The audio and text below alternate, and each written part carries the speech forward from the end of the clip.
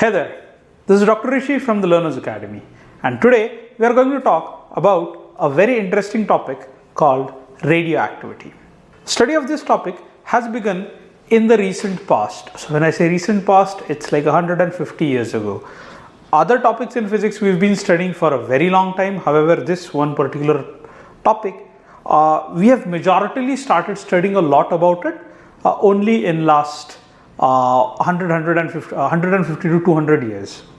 Why so? Because until then we assumed that atom was a single unit and it couldn't be separated into even smaller parts.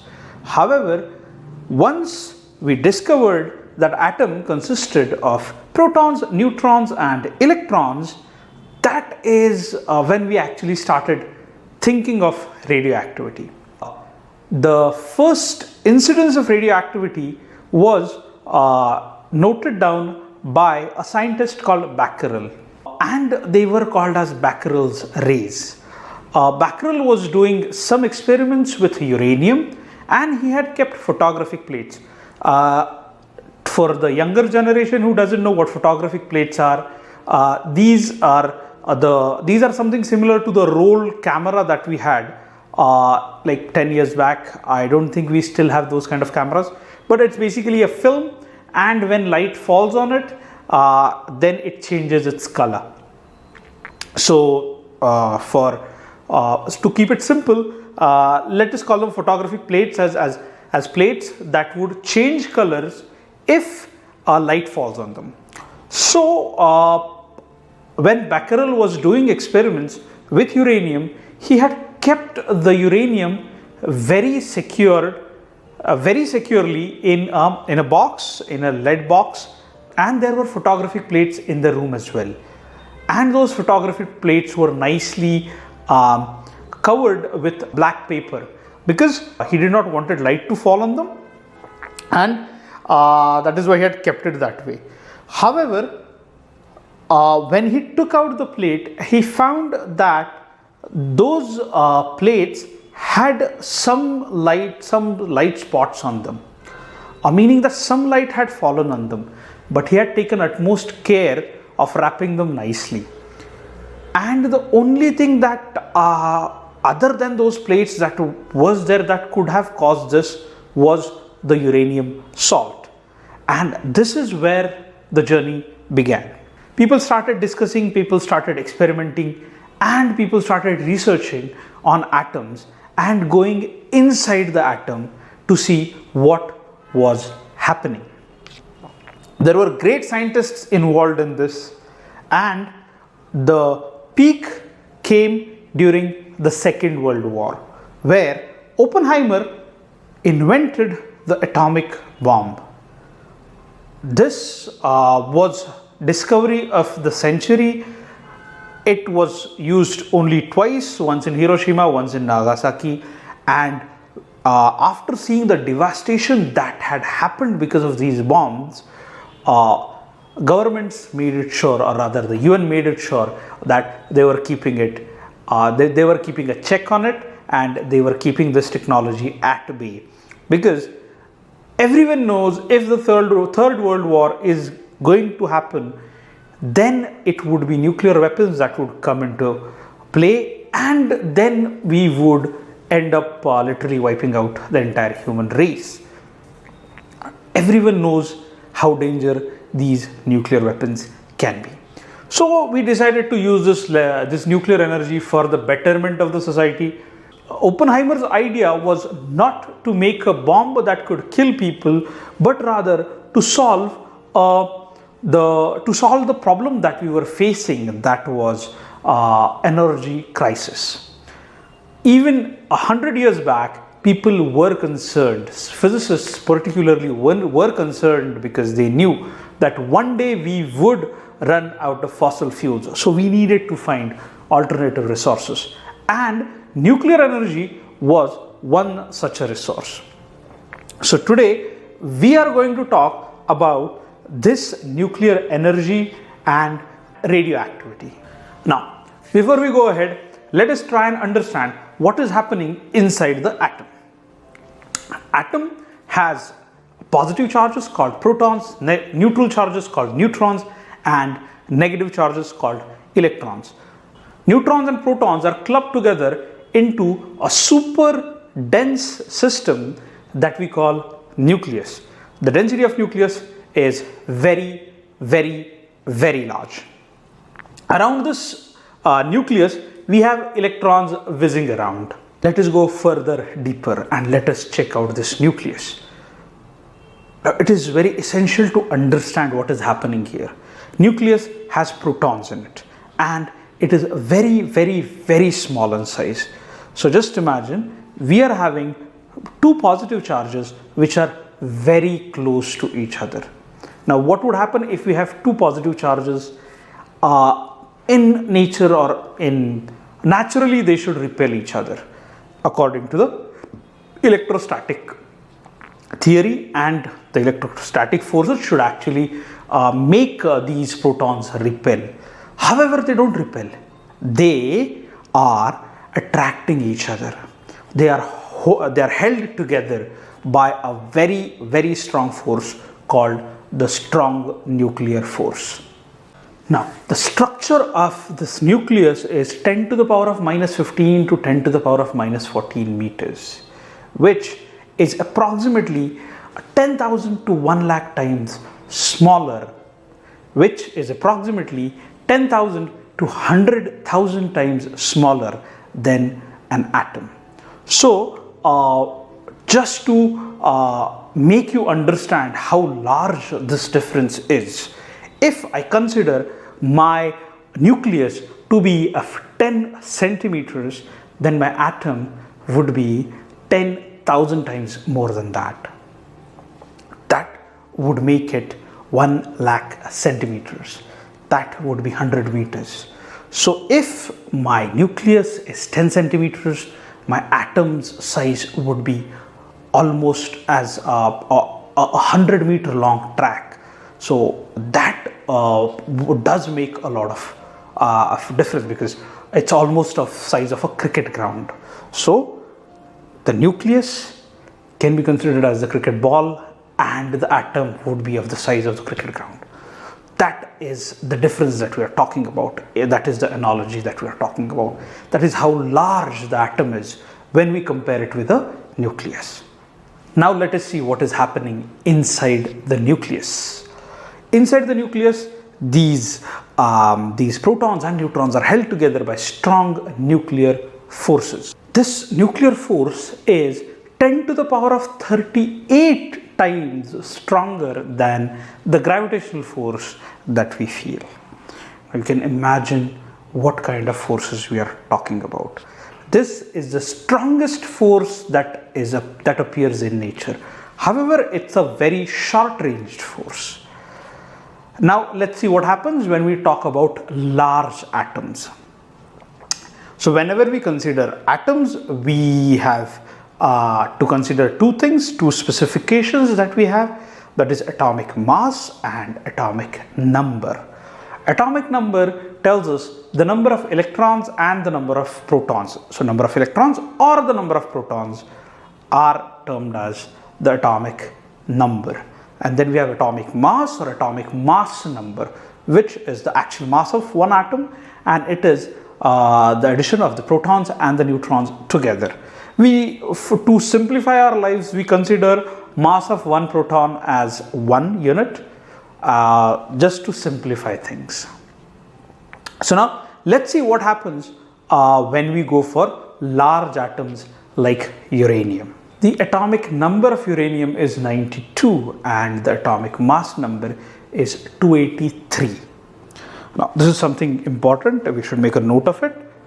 So we have uranium, atomic number as 92 and mass as 238.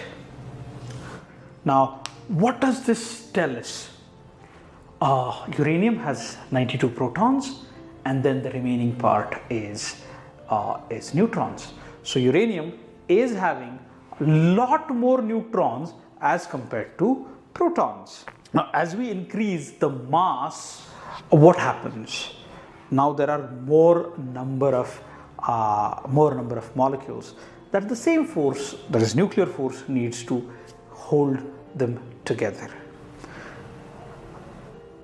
This gets difficult for it, so it tends to change the structure, the atomic structure. So the nuclear forces are not able to hold all these protons and all these neutrons together. So what happens? They break apart, and then while they break apart, they produce some radiations. Namely, they produce three radiations: alpha particles, beta particles, and gamma rays.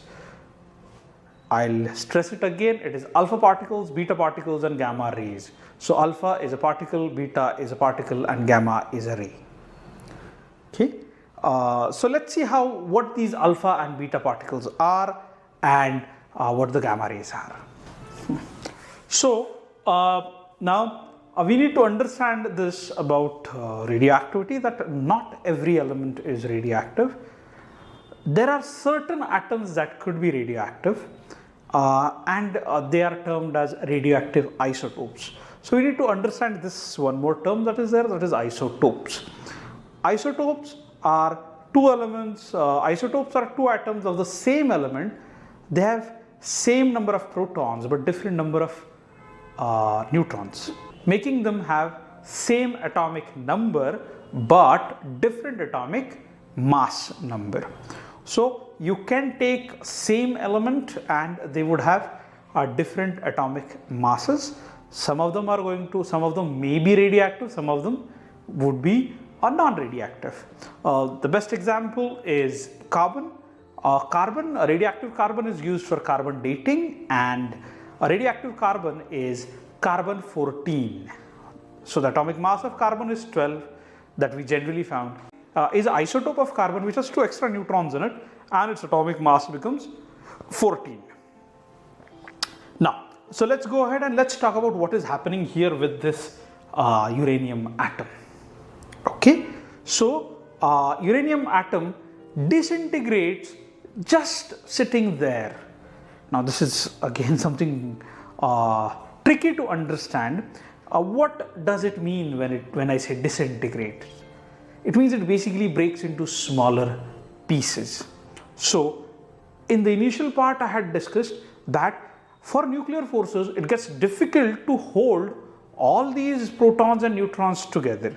Now whenever it gets difficult for us to hold all the protons and neutrons, or for that matter hold all the things together, we let go of them.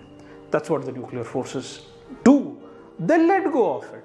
So the atom breaks into a small part. Now let's see how this breaking works. So if it breaks in specific ways, it would produce a specific particle or a specific radiation. So let's see how it works. Now if this is the uranium particle, then it generally breaks into thorium, whose atomic mass is 90, atomic number is 90, and whose atomic mass is 234. So now what has happened? The mass is reduced by 4, and the atomic number is reduced by 2. Now we know that mass can neither be created nor destroyed. We need to conserve the mass. So what happens here? We have to add a helium ion is generated in this case, whose atomic number is 2 and whose atomic mass is 4.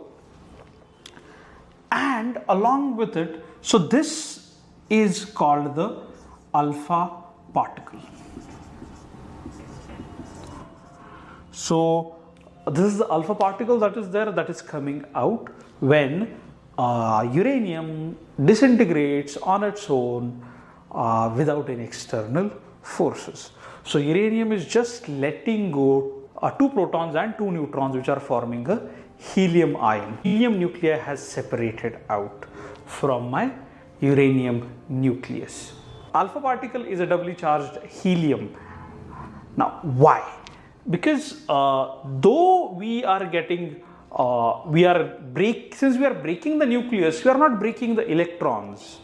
So this alpha particle is not getting electrons from this system. It is just taking the proton parts and the neutrons. Now what happens with these electrons then? So we have thorium and we have an alpha particle, which is basically a helium nuclei. Now let us see what happens if a beta particle is emitted. Beta particle is basically an electron. So now this is something important to understand. This is not an electron from the outermost orbits. This is an electron. This is a particle whose charge is equivalent to an electron, and it is emitted from the nucleus. Now this makes a lot of change, because other electrons that are there, that are whizzing around the uranium atom, are not taken into consideration. We are talking about a nuclear reaction. This reaction is called as a nuclear reaction. So what happens when it loses an electron? In general, in chemistry, when we talk about an element losing an electron, it basically becomes so it loses the electron, it becomes positively charged. Here it doesn't happen that way. Here the atomic number increases by 1. So here, now how this is again slightly tricky to understand, that how would we get the electron from inside a nucleus, because nucleus doesn't have electrons. We have already discussed it. The electrons are whizzing around the atom. So this is please try to understand this. If I take a neutron is positive charge, and a neutron has neutral charge. Its mass is 1 and its charge is 0. Now this neutron breaks down into a proton whose charge is whose mass is 1 and charge is 1, and a electron whose charge is 0 and whose mass is 0 and charge is -1. So this +1 and -1 would give us a 0. So how do we get electron from the atom? By converting a neutron into a proton. So we are taking a neutron and we are converting it into a proton, and it is emitting out an electron. Now this is an atomic electron. So it has come from the atom. It has nothing to do with those 82 electrons that are whizzing around in a uranium atom. Let us take a simple example for it. So as discussed prior to this, we have carbon. Now this is what is used in carbon dating. So carbon is 14C6. Now this is the isotope of carbon. Generally carbon is written 12C6. It has 12, its atomic mass is 12, telling us 6 protons, 6 neutrons. This particular carbon has 6 protons and 8 neutrons. So let's see what happens with this.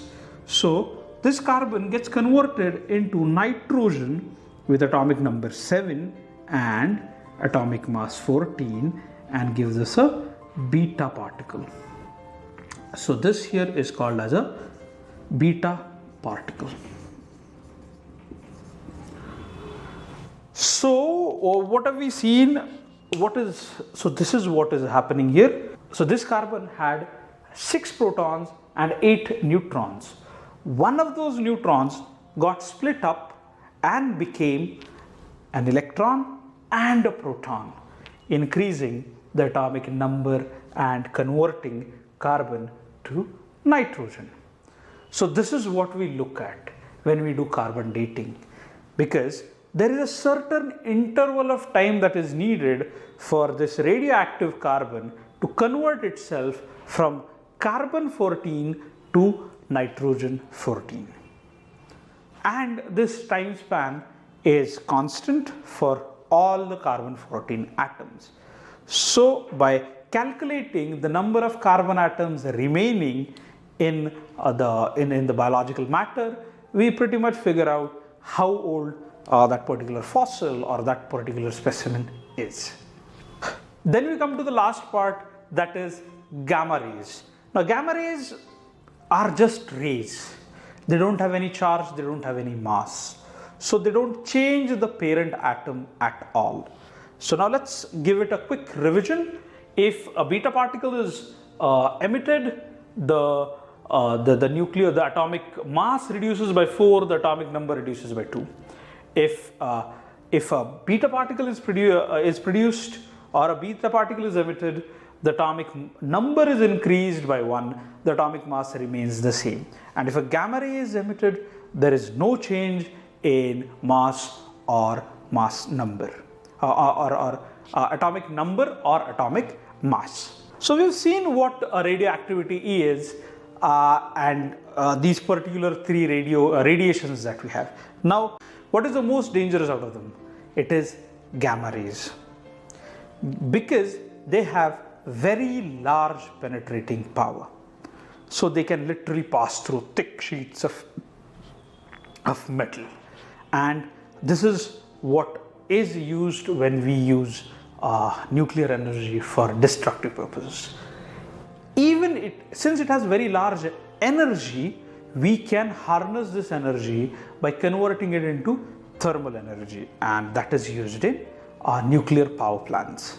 Now let's see properties of these particles. So first thing that we talk about is nature of these particles. So alpha particle we can see is positively charged, beta particle is negatively charged, and gamma particle is neutral. Alpha particle is basically a doubly charged helium ion. This table here gives the properties of alpha, beta and gamma particles. So let's see. Nature: alpha particles, they are stream of positively charged particles. Beta particles, they are stream of negatively charged particles. They are basically energetic electrons. Gamma radiation, they are highly energetic electromagnetic radiations. Speed: alpha particles by far are the slowest, 10 to the power of 7 meters per second. Beta particles slightly faster than alpha particles but less than gamma radiation, that is 2.7 times 10 to the power of 8 meters per second. And gamma radiation, it is 3 times 10 to the power of 8 meters per second. Rest mass means the mass of these particles when they are not moving. Alpha particles are pretty heavy, 6.68 times 10 to the power of minus 27 kilograms. Beta particles quite light, 9.1 times 10 to the power of minus 31 kilograms. So you see, alpha particles are almost 1,000 times heavier than beta particles. And gamma radiations, they have no rest mass, so the rest mass is 0. Charge: alpha particles have positive charge, that is equivalent to 2 electrons. Beta particles have a negative charge and it is equivalent to 1 electron. Gamma radiations have no charge. Specific charge: when we talk about specific charge is the charge per unit mass. So it is 4.79 times 10 to the power of 7 coulombs per kilogram for alpha particles. It's almost a fourth for beta particles. Specific charge, that is charge upon mass. For alpha particles, it is 4.79 times 10 to the power of 7 coulombs per kilogram, and beta particles, it is 1.76 times 10 to the power of 11 coulombs per kilogram. Since beta particles are lighter, for the same amount of mass, the charge is going to be larger. Wavelength: alpha and beta particles don't have any wavelength. However, gamma particles have wavelengths from 10 to the power of minus 4 nanometers to 10 to the power of minus 13 nanometers. Effect of electric and magnetic field: alpha particles are pretty bulky, so they get deflected, but the deflections are less. Beta particles, they are pretty light, so they get deflected quite a lot. So they get deflected more than alpha particles, absolutely, and they get deflected towards opposite direction of those of alpha particles. Makes sense. Alpha particles are positively charged, so they get deflected towards the negative terminal of the electric field, and beta particles are negatively charged, so they're obviously going to get deflected towards the positive part. So, and gamma radiations won't be affected at all. Ionization power, what do you mean by ionization power? Ionization power is the power of the particle to ionize the gas, that is to convert the gas around it into an ion. It is maximum for alpha particles, obviously, because it has 2 positive charges in it. Then we have beta particles, it's less, it's 100 times more than gamma particles, and for alpha particles it is 10,000 times more than gamma. For gamma radiation, the ionization is minimum. Penetration power, how far can they penetrate? For alpha particles, the penetration power is pretty small,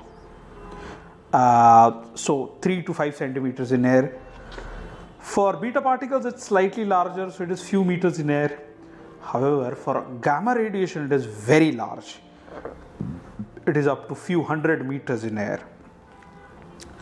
Stopping substance, even thin paper or human skin can stop alpha particles. About 1 millimeter thick lead or about 5 millimeter thick aluminum plates are needed to stop beta particles. Gamma radiations require 30 centimeter thick iron or few meter thick concrete to stop them. That is what makes them seriously devastating and dangerous. Biological damages, alpha particles cause some biological damages, beta particles cause more damages than alpha particles, and gamma radiations can cause immense damages. Now, let's go ahead and see where we use these alpha, beta and gamma particles. The first place where we use these particles is in treatment of cancer and leukemia. The therapy used is called as chemotherapy, or we can call them as radiotherapy as well. We use gamma rays from cobalt 60 atoms, which are used to kill the cancer cells. So this is one of the places where gamma particles used a lot. They do kill cancer cells, however, along with the cancer cells, they also kill a lot of other living cells around the cancer. We use radioactive salts of sodium chloride or iron to do diagnostics for diagnosis of various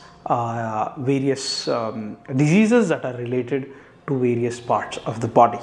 So these radioactive salts are injected in the body, and then they are traced. Because they are traceable, we can see them emitting radiations. So if seen under a particular light, we can actually, they pretty much just glow up, and we are able to see whether there are damages done. For instance, there is a blockage in a vein or an artery, can be seen because the salt would get accumulated at that part. They are called as tracers. So we can trace the path that they are following. Gamma rays are extensively used to sterilize bandages, operational instruments, surgical instruments, cotton trays that are used for operations. So all these scientific equipments are generally sterilized using gamma radiation. So these were all medical uses. Now let's see where we use them in science. Alpha particles are used to bombard atoms to start a nuclear reaction. Because they have 2 protons and 2 neutrons with them, they can actually alter the nature of a nucleus, and it may get converted into a radioactive element.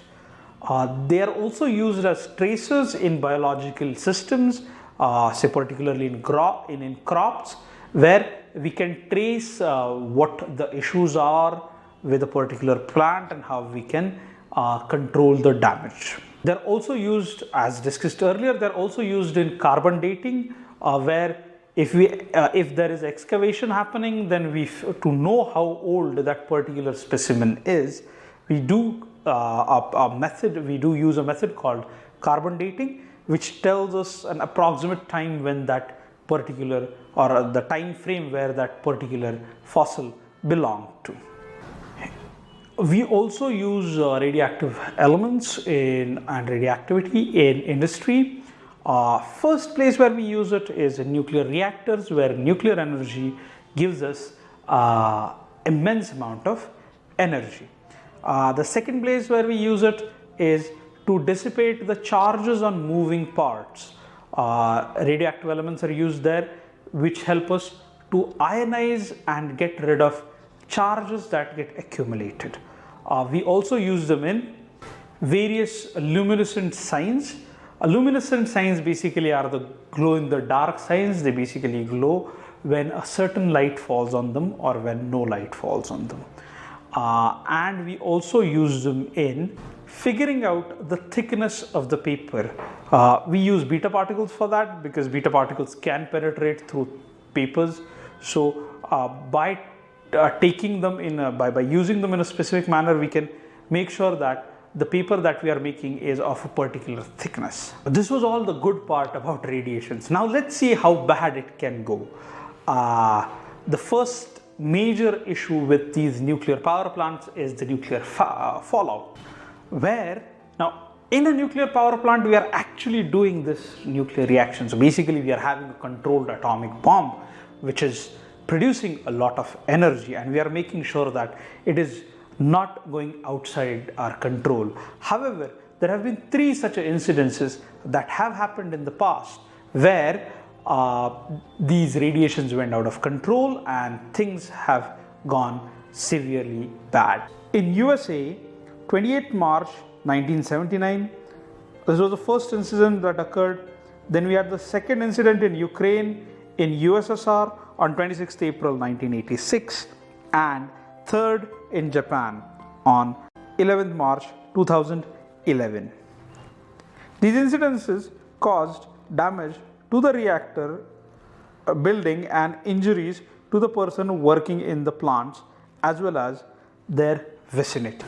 The other issue with nuclear energy is the nuclear waste, because we have seen that when we use uranium, we are getting alpha particles, we are getting energy, and we are getting another daughter element. This daughter element is also radioactive. However, it doesn't give enough radioactivity to keep using it. So we need to throw it away or to dispose it off. However, it is also radioactive, so that also produces, that element would also be producing radiations after certain intervals of time. So we need to dispose them off in such a way that it would not damage the vicinity. So these are 2 major issues with nuclear energy and radioactivity. Now, what are the effects of radioactivity? So there are short-term effects and then there are long-term effects.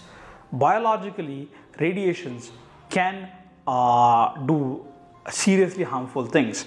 We have seen that gamma particles are capable of destroying living cells when we treat cancer patients with it. So these particles or these rays can actually kill living cells. This is a serious concern. If exposed to them for a very long time, the victim may end up with a mutation, with a permanent deformity, with a slow and painful demise. Some simple effects that, some non-chronic effects that they can cause is diarrhea, throat ache, throat pain, loss of hair, and then long term it can also affect people genetically, modifying the genetics of the biological creature. The genetic effects are a serious concern. So yes, nuclear energy and radioactivity is very important for giving us energy that we need.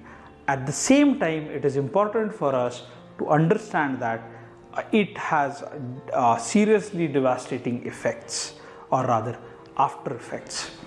So this was all about radioactivity. If you found this video interesting, please give us a thumbs up. Do subscribe to our channel and share this video with your friends. This was Dr. Rishi from the Learners Academy. Thank you.